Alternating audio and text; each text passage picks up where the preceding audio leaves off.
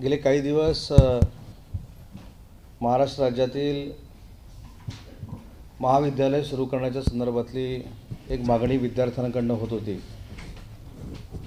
आणि गेले 3-4 दिवस या संदर्भातल्या बैठका देखील झाल्या।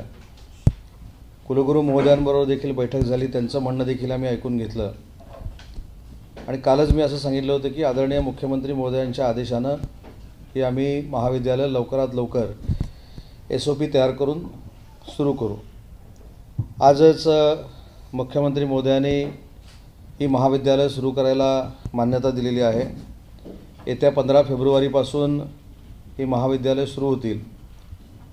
महाविद्यालय सुरू होत असताना काही नियमावली जी आहे ती UGCनं गाईडलाईन त्याची दिलेली आहे, त्याची अंमलबजावणी विद्यापीठानं केली पाहिजे अशा पद्धतीचा GR आज आम्ही उच्च व तंत्रशिक्षण विभागामार्फत निर्गमित केलेला आहे।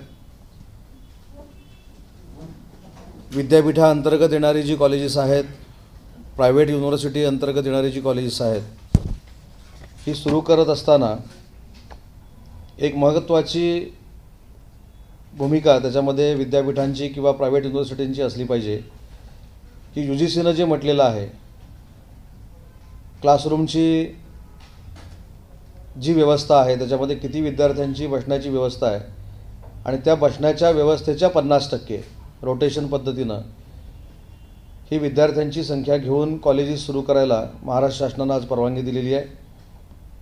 याचा अर्थ 50% विद्यार्थ्यांच्या उपस्थितीमध्ये ही महाविद्यालय सुरू होतील आणि ही महाविद्यालय सुरू होत असताना UGCनं देखील काही गाईडलाईन विद्यापीठांना दिलेल्या आहेत आणि त्या गाईडलाईनमध्ये सगळ्यात महत्त्वाची गाईडलाईन जी अशी आहे की त्यांनी संबंधित जिल्हाधिकारी, संबंधित यंत्रणा, या यंत्रणांना पायाभूत सुविधांची पूर्ण माहिती दिली पाहिजे। कोविडचं प्रमाण कशा पद्धतीनं आहे हे जिल्हाधिकाऱ्यांनी ठरवलं पाहिजे आणि त्याच्यानंतर विद्यापीठांनी आपली विद्यालय सुरू करण्याचा निर्णय घेतला पाहिजे। पण ही विद्यापीठं 15 फेब्रुवारीपासून सुरू करू शकतात अशा पद्धतीचा निर्णय आज सरकारनं घेतलेला आहे। पण हा निर्णय घेत असताना याची पार्श्वभूमी आहे की 3 दिवसापूर्वी 13ही कुलगुरूंच्या समवेत महाराष्ट्र शासन म्हणून आमची बैठक झाली। या बैठकीमध्ये जो पहिला मुद्दा मी आपल्याला सांगितलं की 50% उपस्थितीमध्ये ही विद्यालय सुरू झाली पाहिजेत।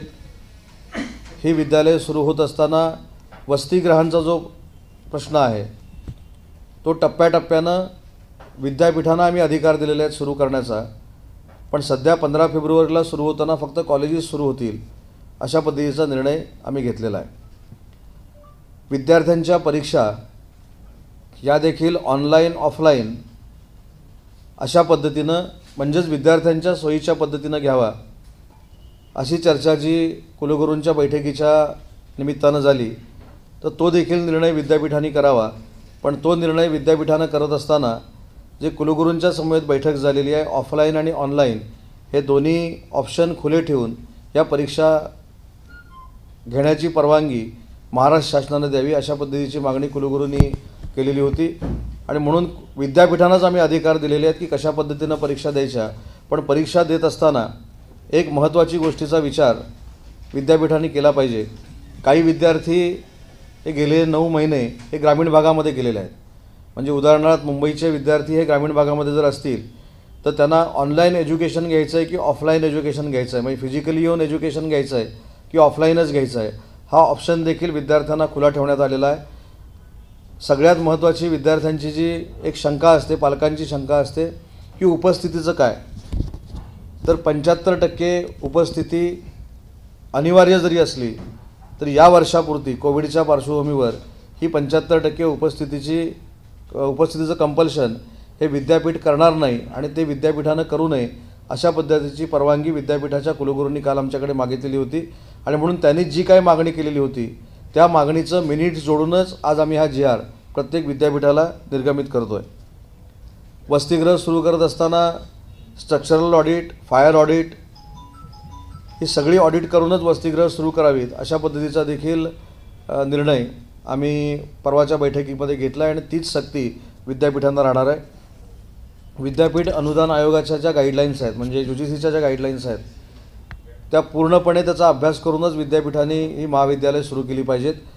कारण UGCच्या गाईडलाईनमध्ये सगळ्यात महत्त्वाच्या ज्या गोष्टी दिलेल्या आहेत त्याच्यामध्ये शिक्षण मंत्रालय आणि UGC यांचा सल्ला घेऊन भविष्यातल्या कोविडच्या संदर्भातल्या परिस्थितीवर निर्णय कसे घ्यायचे हे शासनाची सल्लामसलत करावं, UGCची सल्लामसलत करावं असं UGCनं गाईडलाईनमध्ये म्हटलेलं आहे.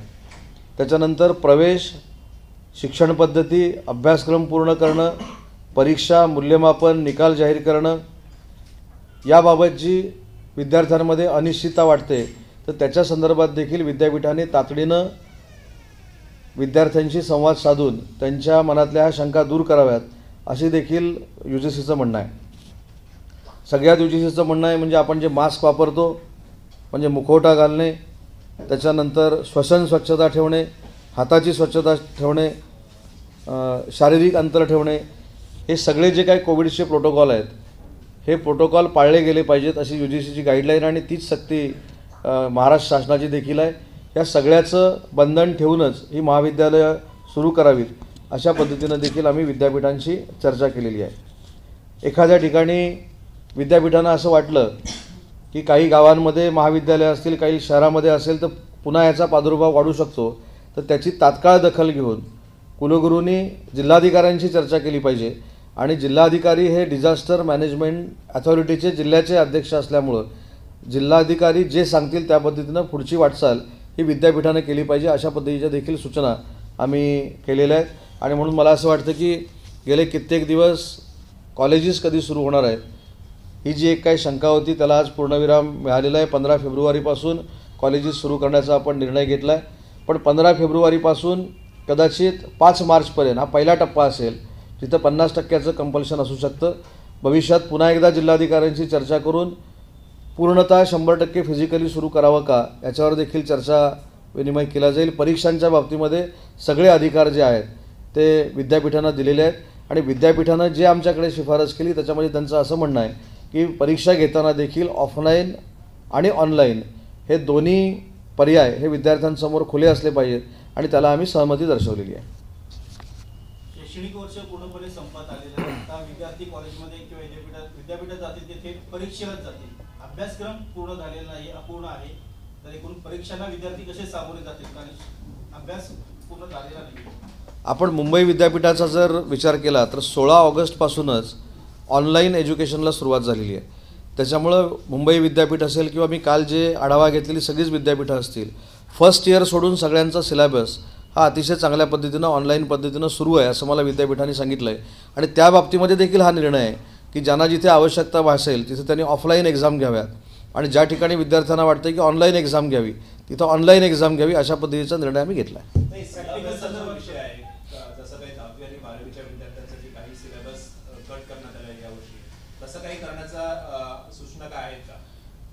मी जसं सांगितलं की ऑगस्टपासून सेकंड इयर आणि ज्या सिलेबस सुरू आहे त्याच्या बाबतीत कुलगुरूंचं म्हणणं असं की तो सिलेबस कमी करण्याची आवश्यकता नाही.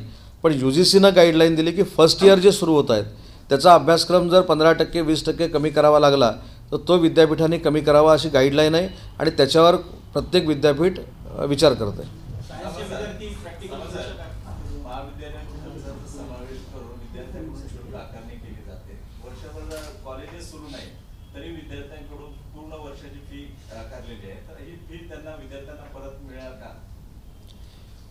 मला असं वाटतं की फीच्या बाबतीमध्ये एक स्वायत्त कमिटी आमची आहे, FRA ती फी फायनल करत असते.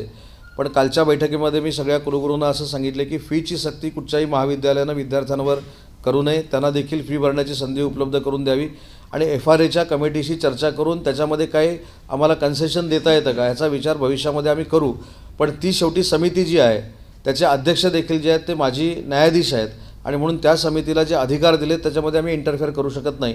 पण एखादी सूचना जर त्यांना करायची असेल किंवा विनंती करायची असेल तर विद्यार्थ्यांसाठी आम्ही नक्की करू त्यांना. अनेक महाविद्यालयांनी फी शुल्क आत्ताच घेतलेलं त्याने मार्च एप्रिल जून मध्ये जेव्हा आपण कॉलेज सुरू होतं ना त्यावेळेस घेतलेलं विद्यार्थ्यांकडून. नाही, फी जर घेतलेली असेल आणि FRA आणि उच्च व तंत्र शिक्षण विभाग यांच्याशी चर्चा करून त्याच्यामध्ये काही कमी करायचं ठरलं तर ती फी पुढच्या वर्षीसाठी वापरली जाईल. व्हॅलिडिटीच्या संदर्भात आता काही विद्यार्थ्यांना कास्ट व्हॅलिडिटी मिळाली तर ते विद्यार्थ्यांना त्या कॅटेगरीमध्ये प्रवेश दिला जात नाही. अनेकांची कास्ट व्हॅलिडिटी अजूनही मिळालेली नाही, फक्त पावत्यांवर प्रवेश काही ठिकाणी दिला जात नाही. तर त्यासाठी काय अजून मुदतवाढ किंवा काही पर्याय वगैरे सूचना देणार आहात? पावत्यांवर सामाजिक न्याय विभागाने काही दिवसापूर्वी निर्णय केला, पण कॉलेज दुसऱ्या पहिल्या लिस्टमध्ये जरी सांगितलं जातं की तुम्ही जरी आता तुम्ही व्हॅलिडिटी देताय, पण व्हॅलिडिटी दिली तरी तुम्हाला फी माफ होणार नाही, रिइन्व्हर्समेंट होणार नाही, तुम्हाला ओपन मधूनच पुढे 4 वर्ष. आणि मोठ्या प्रमाणात तसे नाही, अशा पद्धतीनं कॉलेज कुठचं करत असेल आणि तशी तक्रार जर आमच्याकडे प्राप्त झाली तर आम्ही नक्की कायद्याला अनुसरून त्यांच्यावर कारवाई करू. कारण आम्ही जो निर्णय घेतलेला आहे हा विद्यार्थ्यांच्या हिताचा निर्णय घेतला आहे. ज्यावेळी कास्ट व्हॅलिडिटी करून मिळत नव्हती त्यावेळी पावतीवर देखील ॲडमिशन द्यायचा आम्ही निर्णय घेतला आणि 31 तारखेपर्यंत आपण सांगितलं विद्यार्थ्यांना की त्या पद्धतीचे प्रमाणपत्र द्या. पण प्रमाणपत्र दिल्यानंतर जर एखादं कॉलेज किंवा एखादं महाविद्यालय सांगत असेल की आम्हाला तशा पद्धतीचे आदेश नाही आणि तशी तक्रार जर विद्यार्थ्यांनी आमच्याकडे दिली तर आम्ही नक्की त्याच्याबद्दल सुवर्णमध्य काढू, वेळ पडल्यास त्याच्यावर कारवाई करू. कॉलेज सुरू करण्याच्या ज्या सूचना आम्ही दिलेल्या आहेत किंवा GR जो काढलेला आहे त्याच्यामध्ये मला असं वाटतं की कुलगुरूंच्या सगळ्यांच्या म्हणण्यानुसार पहिली प्रॅक्टिकल्सच सुरू होतील. म्हणजे सायन्स टेक्नॉलॉजीचे वर्ग जे आहेत ते पहिले सुरू होतील, प्रॅक्टिकल्स पहिले सुरू होतील असं काही विद्यापीठांचं म्हणणं आहे. पण काही विद्यापीठांचं म्हणणं असं आहे की आपण जर सायन्स सुरू केलं, कॉमर्सच्या विद्यार्थ्यांना बोलवलं नाही, आर्ट्सच्या विद्यार्थ्यांना बोलवलं नाही तर विद्यार्थ्यांमध्ये पॅनिकनेस वाढू शकतो. आणि म्हणून हे सगळे अधिकार आपण विद्यापीठाला दिलेले आहेत. त्यांच्या प्रायोरिटीप्रमाणे त्यांनी ही कॉलेजेस सुरू करावीत. ऑफलाईन आणि ऑनलाईन परीक्षेचा तुम्ही मुद्दा मांडला. प्रत्येक विद्यापीठ आपल्यानुसार घेणार, म्हणजे समायिकता राहणार नाही पूर्ण राज्यामध्ये. समजा मुंबई विद्यापीठाने ऑनलाईन घेतली आणि ग्रामीण भागातल्या एका विद्यापीठाने ऑफलाईन परीक्षा घेतली तर विद्यार्थ्यांमध्ये जी स्पर्धात्मक पातळी आहे ती एका लेवलला राहणार नाही. हे म्हणणं बरोबर आहे, परंतु मागच्या वेळी ज्या ऑनलाईन एक्झाम झाल्या त्याच्यामध्ये आम्हाला असं वाटत होतं की आम्हाला त्याच्यामध्ये 100% यश येईल. परंतु नांदेड विद्यापीठ असेल, औरंगाबाद विद्यापीठ असेल, इथे आम्हाला ऑफलाईन विद्यार्थ्यांना देखील परीक्षेला बसवावं लागलं. त्याच्यामुळं जरी आपण ऑनलाईनचा MCQ पद्धतीचा वापर पूर्ण महाराष्ट्रामध्ये केला तरी गडचिरोलीतला काही भाग असेल, नांदेडचा काही भाग असेल, औरंगाबादचा काही भाग असेल, या विद्यार्थ्यांना आपल्याला ऑफलाईन पद्धतीनं बसवावंच लागलेलं आहे. आणि म्हणून ते आपण विद्यापीठांवर जबाबदारी दिली की ऑफलाईन करावं किंवा ऑनलाईन करावं, पण ते विद्यार्थ्यांना विश्वासात घेऊन करावं.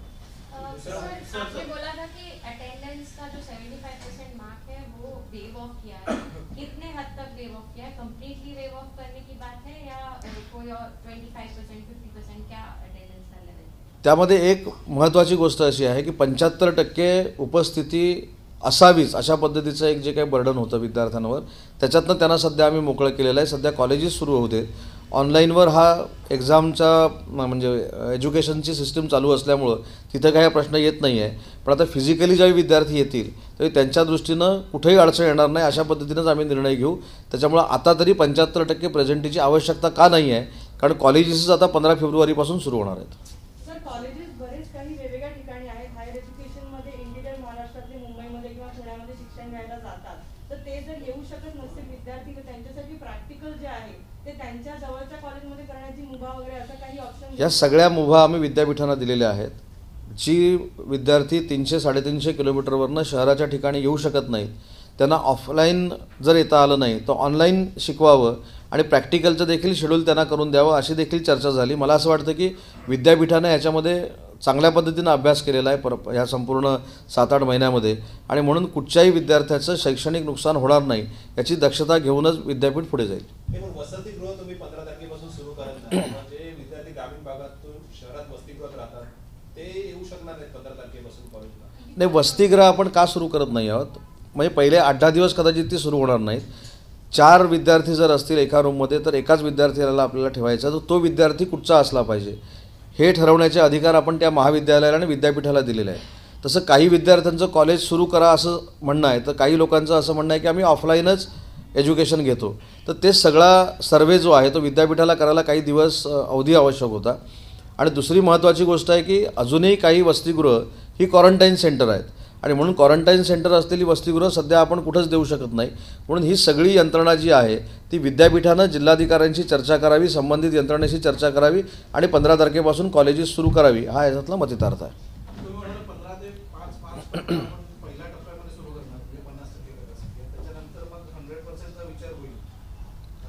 नाही, आपण पहिला 50% 5 मार्च म्हणजे मी अंदाज सांगितलं की पहिलं महिनाभर आपल्याला बघावं लागेल की आपण जो आता कॉलेजेस सुरू करण्याचा जो निर्णय घेतलेला आहे तो कशा पद्धतीनं त्याची अंमलबजावणी होते, कशा पद्धतीनं आपण त्याच्यामध्ये पुढं जाऊ शकतो, SOPचं पालन होतं आहे की नाही, ह्या सगळ्या गोष्टी एक महिन्याभरामध्ये बघावं लागतं. म्हणून कॉलेज सुरू करायचा निर्णय आपण आता घेतला आहे.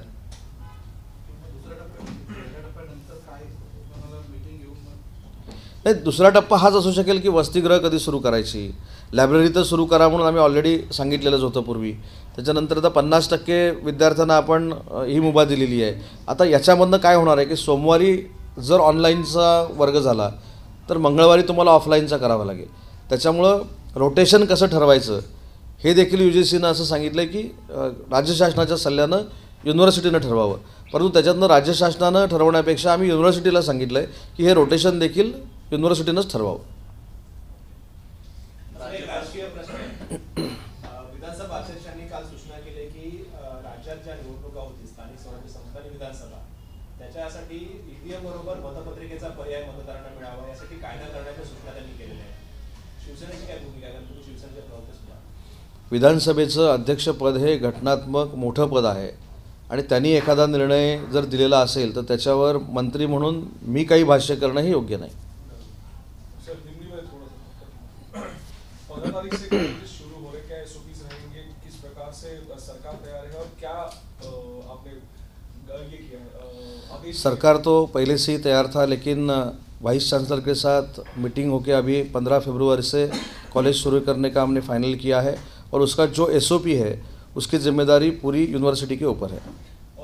अटेंडेंस जो है वो कितना रहेगा कॉलेजेस में, कितने स्टूडेंट्स को अटेंडेंस के लिए अभी तो 75% अटेंडेंस ज़रूरी नहीं है, उसका भी एक SOP यूनिवर्सिटी तैयार करेगा, फाइनल करेगा और मेरे ख्याल से 75% प्रेजेंट ही अभी तो आवश्यक नहीं है. और क्लासरूम में कितने स्टूडेंट्स आ सकते हैं, क्योंकि हमने देखा है कि डिग्री कॉलेज में हो या फिर जूनियर कॉलेज में 100 से ज़्यादा स्टूडेंट्स क्लास में रहते हैं, और कितने स्टूडेंट्स जो है वो आ सकते हैं क्लासरूम में 50% स्टूडेंट लेके कॉलेज शुरू करने का हमने फाइनल किया है. इनके एग्जाम के बारे में कैसे होगी, क्योंकि ऑनलाइन ऑफलाइन का बहुत डिबेट इससे पहले भी देखा था, तो उसके बारे में क्या डिसीजन? एग्ज़ाम के बारे में कुलगुरु महोदय ने जो हमसे मीटिंग में बात की है वो ऑप्शन है. अगर स्टूडेंट लोगों को ऑफलाइन जाना है तो ऑफलाइन भी जा सकते हैं, ऑनलाइन जाना है तो ऑनलाइन भी जा सकते हैं. पॉलिटिकल सवाल जो दीपक जी ने पूछा उसी बैलेट पेपर को लेके चर्चा बढ़ रही है. काला पटोले ने कहा है विधानसभा अध्यक्ष जो है उनका घटनात्मक पद हमसे बहुत बड़ा है, इसलिए उसके ऊपर भाष्य करना उचित नहीं है. लेकिन पार्टी करके अगर हम देखा जाए तो आपकी पार्टी ने भी इससे पहले बहुत सवालिया निशान उठाए EVM को लेके, तो क्या अगर ऐसा डिसीजन आता है तो शिवसेना उसे सपोर्ट? पार्टी का जो डिसीजन है वो आदरणीय उद्धव साहब फाइनल करते हैं, इसलिए वो जो डिसीजन है उद्धव साहब बताएंगे.